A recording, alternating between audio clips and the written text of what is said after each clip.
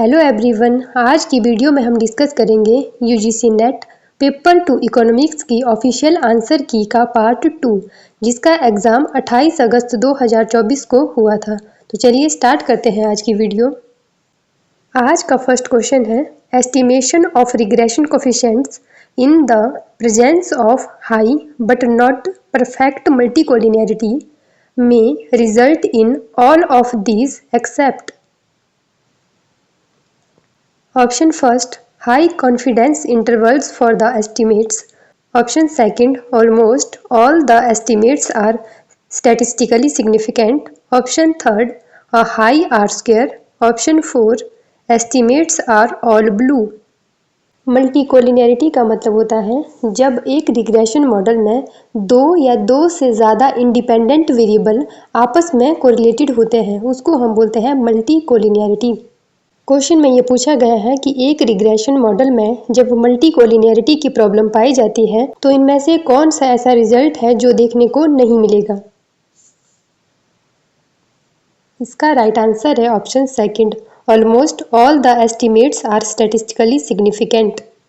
जब हमारे मॉडल में मल्टीकोलिनियरिटी की प्रॉब्लम पाई जाती है तो उस केस में high confidence interval for estimate होगा, हाई आर स्क्वायर होगा और एस्टिमेट्स आर ऑल ब्लू, लेकिन almost all the estimate are statistically significant नहीं होंगे, इसीलिए इसका राइट आंसर है ऑप्शन सेकंड। नेक्स्ट क्वेश्चन है arrange the following in the correct chronological order starting from the oldest to the latest. WTO, GATT, NEP, GST, NABARD. Right answer is option second, B, E, C, A and D. सबसे पहले B आएगा general agreement on trade and tariff. इसकी establishment हुई है 1947 में। Second number पे E option आएगा establishment of NABARD. NABARD की स्थापना हुई है 1982 में। थर्ड नंबर पे new economic policy of India आएगा। न्यू इकोनॉमिक पॉलिसी 1991 में आई है। नेक्स्ट पे WTO आएगा, वर्ल्ड ट्रेड ऑर्गेनाइजेशन। WTO की इस्टेब्लिशमेंट हुई है 1995 में। सबसे लास्ट हमारा GST आएगा, introduction of goods and services tax. GST India में 2017 में इम्प्लीमेंट हुआ है, इसीलिए इसका राइट आंसर है option second. Next question matching का है। लिस्ट 1 को लिस्ट 2 से मैच करना है। लिस्ट 1 में दिया है top beneficiary from foreign exchange trading, competitive equilibrium is Pareto efficient, Walras, game theory and list 2 में दिया है John von Neumann and Oskar Morgenstern, general equilibrium analysis, London, first theorem of welfare economics. Right answer is option 4, top beneficiary from foreign exchange trading. इसको हम London से match कर देंगे। Competitive equilibrium is Pareto efficient, इसको हम first theorem of welfare economics से match कर लेंगे। वॉलरस से हम मैच कर लेंगे general equilibrium analysis. General equilibrium analysis walrus ने दिया है। गेम थ्योरी को हम मैच कर लेंगे John von Neumann and Oskar Morgenstern, इसीलिए इसका राइट आंसर बन जाएगा ऑप्शन 4। नेक्स्ट क्वेश्चन है as per National Health Survey 5 what was the number of females per 1000 males during survey period 2019 to 21? 975, 991, 1003, 1020. Right answer is option 4, 1020. Next question है consider the following statements. Ecological footprints is a measure of human demand on entire ecosystem. V. Top-down approach to development focuses stress on community participation. C. Millennium Development Goals were assumed to be achieved by year 2016. Sustainable Development Goals comprises 17 goals. Right answer is option first, A and D. Ecological footprints is a measure of human demand on entire ecosystem. एक correct statement है। Next है top down approach to development focuses stress on community participation. ये incorrect option है क्योंकि top down approach community participation पे focus नहीं करती बल्कि bottom up approach community participation पे फोकस करती। C, Millennium Development Goals were assumed to be achieved by year 2016। ये भी इनकरेक्ट स्टेटमेंट है क्योंकि एमडीजी को अचीव करने की बात हमने 2015 तक की है। 2000 से लेकर 2015 तक हमने मिलेनियम डेवलपमेंट गोल को अचीव करने की बात की है, इसीलिए सी भी इनकरेक्ट ऑप्शन है। सस्टेनेबल डेवलपमेंट गोल कंप्राइजेज 17 गोल। सस्टेनेबल डेवलपमेंट गोल में 17 गोल है, एक करेक्ट स्टेटमेंट है, इसीलिए ए और डी हमारा राइट आंसर हो जाएगा। नेक्स्ट क्वेश्चन है, consider the following statements and identify the correct ones. A. According to the accelerator models, investment demand is proportional to the change in GNP. B. The real rate is the nominal rate of interest plus the inflation. C. The higher the real interest rate, the higher is the rental cost of capital. D. Investment is a stock concept. E. Rate of interest is a flow concept. Right answer is option third, A and C only. According to the accelerator model, investment demand is proportional to the change in GNP. A correct statement है। B, the real rate is the nominal rate of interest plus the inflation। ये incorrect statement है। Real rate of interest is equal to nominal rate of interest minus inflation। B option में दिया है the real rate is the nominal rate of interest plus the inflation. ये incorrect statement है क्योंकि real rate of interest में inflation को include नहीं किया जाता। Option C, the higher the real interest rate the higher the rental cost of capital, एक correct statement है। Investment is a stock concept, ये एक इनकरेक्ट स्टेटमेंट है क्योंकि इन्वेस्टमेंट एक स्टॉक कंसेप्ट नहीं बल्कि इन्वेस्टमेंट एक फ्लो कंसेप्ट होता है। Rate of interest is the flow concept, ये भी इनकरेक्ट स्टेटमेंट है, इसीलिए इसका राइट आंसर है option third, A and C. Next question है, which of the following is the biggest item of grants in aid to the states assigned by the 15th finance commission. Disaster risk management grants, revenue deficit grants, local bodies grants, sector specific grants. Right answer is option third, local bodies grants. Next question matching का है, least 1 को least 2 से match करना है। Least 1 में दिया है ad valorem tariff, autarky, compound tariff, specific tariff. And list 2 में दिया है fixed sum per unit, combination of ad valorem and specific tariff, no trade with other countries, a percentage of the value of the traded commodity. Right answer is option second. Ad valorem tariff, a percentage of the value of the traded commodity. Ad valorem tariff वो tariff होता है जो किसी commodity की value या percentage पे लगता है। बी का थर्ड। ऑटार्की का मतलब होता है no trade with other countries, C का सेकंड हो जाएगा। कंपाउंड टैरिफ का मतलब होता है combination of ad valorem and specific tariff. Specific tariff और एड वैलोरम टैरिफ के कॉम्बिनेशन को हम कंपाउंड टैरिफ बोलते हैं। डी स्पेसिफिक टैरिफ, डी को हम फर्स्ट से मैच कर देंगे, fixed sum per unit. Specific tariff वो टैरिफ होता है जो किसी कमोडिटी के वेट पे लगता है या पर यूनिट पर लगता है। नेक्स्ट क्वेश्चन है, India is a member of which of the following institutions of the World Bank group.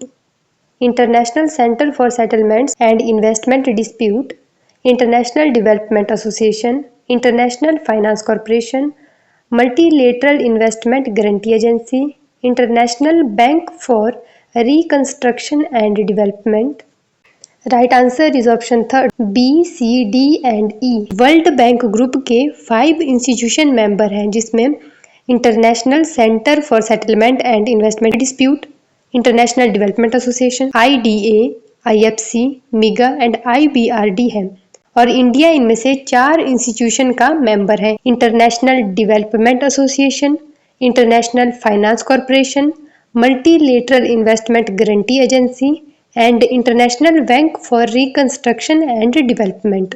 And international centre for settlement and investment dispute institution का इंडिया मेंबर नहीं है, इसीलिए इसका राइट आंसर है option third B, C, D and E.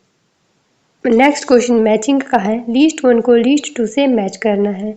List 1 में दिया है Rachel Carson, Kenneth Boulding, G Hardin, Partha Dasgupta. And list 2 में दिया है economics of biodiversity, economics of coming, space ship earth, silent spring, tragedy of commons. Right answer is option 4। A का हो जाएगा 3 Rachel Carson, silent spring. Silent spring book के author Rachel Carson है। B का हो जाएगा 2 Kenneth Boulding, economics of coming, space ship earth से related है। एंड सी का हो जाएगा 4 G Hardin, G Hardin tragedy of commons से रिलेटेड है। एंड डी का हो जाएगा 1 पार्थ दासगुप्त, रिलेटेड है इकोनॉमिक्स ऑफ बायोडाइवर्सिटी, इसीलिए इसका राइट आंसर है ऑप्शन 4। नेक्स्ट क्वेश्चन है which state scored highest to secure top most rank in the state energy efficiency index 2023 released by Niti Aayog. Andhra Pradesh, Gujarat, Haryana, Karnataka. Right answer is option 4 Karnataka. Next question है testing for Co-integration is performed by Chow test, Phillips Perron test, Engel-Granger test, error correction mechanism. Right answer is option 3 Engel-Granger test. Next question है identify the correct statement from below. First UN Conference on Human Environment was held in Norway in 1972. In I is equal to PAT expression, P stands for poverty. Pollution tax was suggested by Pigou. Population growth follows a logistic distribution. Hedonic pricing is an environmental valuation method used in valuing tourism sites. Right answer is option 4 C and D. Pollution tax was suggested by Pigou and population growth follows a logistic distribution. C and D correct option है। I is equal to PAT expression, P stands for poverty, ये incorrect statement है क्योंकि IPAT में P stands for population, A stands for affluent and T stands for technology, इसीलिए B incorrect है। C and D हमारे correct option है and E भी incorrect option. Hedonic pricing is an environment valuation method, यहाँ तक ये statement correct है क्योंकि जो हेडोनिक प्राइसिंग है वो इन्वायरमेंटल वैल्यूएशन का एक मेथड है, लेकिन ये जो हेडोनिक मेथड है ये इन्वायरमेंटल वैल्यूएशन के लिए टूरिज्म साइट का यूज नहीं करता है। इन्वायरमेंटल वैल्यूएशन के लिए टूरिज्म साइट का यूज ट्रैवल कॉस्ट मेथड करता है, हेडोनिक प्राइस मेथड नहीं, इसीलिए ई इसका इनकरेक्ट ऑप्शन है एंड सी एंड डी एकदम करेक्ट ऑप्शन है। नेक्स्ट क्वेश्चन है what does not come under the preview of the function of reserve bank of India. Option first custodian of foreign exchange reserves, option second issues of bank notes, option third the lender of the last resort, option 4 multiple expansion of credit। इनमें से कौन सा RBI का कार्य नहीं है? Right answer is option 4 multiple expansion of credit. Multiple expansion of credit या credit creation RBI का काम नहीं है, बल्कि क्रेडिट क्रिएशन करना कमर्शियल बैंक का काम है। Custodian of foreign exchange reserve, issues of bank notes and the lender of last resort RBI के फंक्शन है, लेकिन क्रेडिट क्रिएट करना आरबीआई का फंक्शन नहीं है, इसीलिए 4 इसका करेक्ट ऑप्शन है। नेक्स्ट क्वेश्चन है in the human development report 2023-24 out of total 193 countries included under the human development index, in which of the following groups maximum number of countries have been classified on the basis of their Human Development Index values? Option first, very high human development. Option second, high human development. Option third, medium human development. Option 4, low human development. Right answer is option first, very high human development. यहाँ human development report 2023-24 में countries को human development index की value के accordingly classify किया है। सबसे पहला group है लो ह्यूमन डेवलपमेंट इंडेक्स ग्रुप, जिसमें 20 आउट ऑफ 30 कंट्रीज़ हैं। सेकंड ग्रुप है medium human development index group, जिसमें 25 आउट ऑफ 32 कंट्रीज़ हैं। एंड थर्ड है high human development index group, जिसमें 24 आउट ऑफ 40 कंट्री है। एंड फोर्थ ग्रुप है very high human development index group, जिसमें 39 out of 59 countries हैं। Very high human development index group में सबसे ज़्यादा कंट्रीज हैं।